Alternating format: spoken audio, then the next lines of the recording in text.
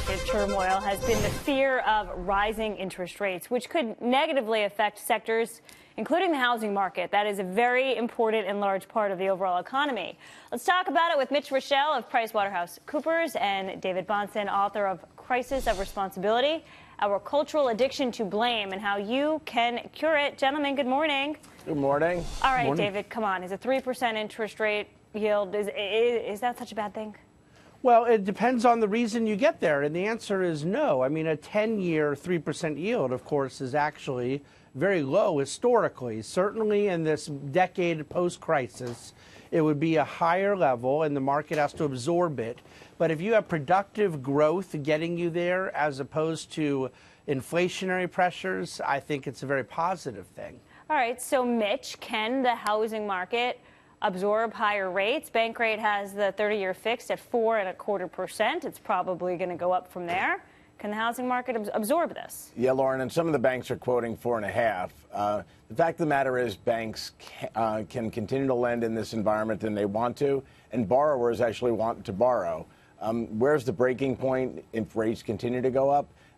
We're not going to see it for a while because we have throngs of millennials who still haven't stepped into the housing market who really want to. So there's a huge wall of demand, and I think $30 a month is what it's going to cost every time it's a quarter point higher on a $200,000 mortgage. Yeah. So there's a little bit of room here. Quick follow-up for you, Mitch. Do you think prices are going to come down as a result of higher rates and also changes in the tax law? Do you think home prices are coming down? Yeah, there's studies that suggest that the tax reform would have had a downward pressure on prices. The fact of the matter is, because there's more demand for housing than there is supply, prices have gone up year over year by about 6% for the last couple of years.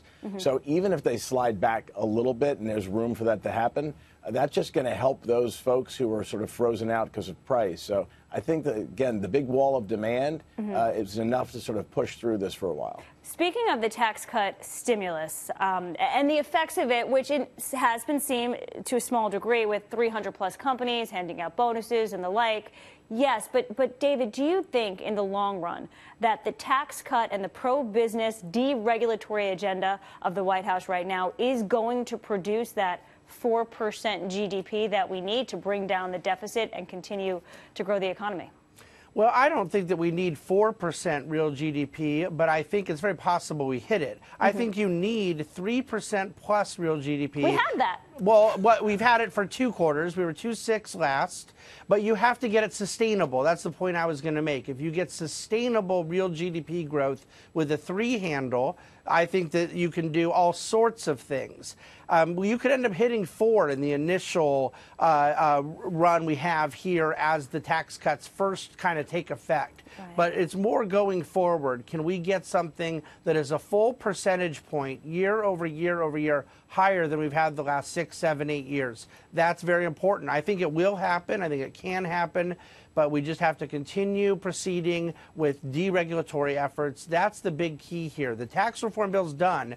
Now we just have to continue to work on taking our thumb off of what's hurting businesses in their efforts to grow. And then if the economy continues to grow and rates go up, no big deal, right? Maybe the stock market would stabilize again.